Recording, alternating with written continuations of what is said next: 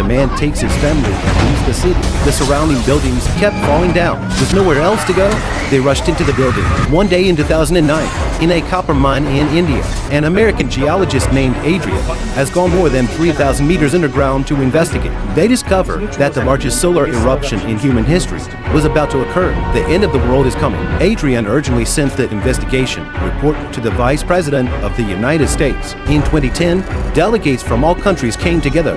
The President of the United States said seriously, "Will soon come to an end." they discussed and decided to build the Ark. In 2012, Jackson drove to his ex-wife's house to take their two children camping in Yellowstone Park. On the way, they saw many military planes flying over. Entering Yellowstone, they found that the lake had disappeared, leaving only boiling water and dead animals. Then a group of soldiers arrived. They took Jackson and his children to the base. Adrian, who is investigating the area, said Jackson was allowed to camp, but not enter the park. Adrian then reports to the vice president that the temperature in Yellowstone has risen dramatically and they are running out of time. Jackson felt something was wrong. Jackson finds a crazy podcast nearby, and he tells Jackson that 2012 will be the end of the world because he got a map showing the location of the Ark. Jackson didn't believe him. The next day, Jackson's ex-wife Kate and her boyfriend Gordon were shopping at the supermarket. I feel like there's something pulling us apart. Suddenly, the ground opened and separated.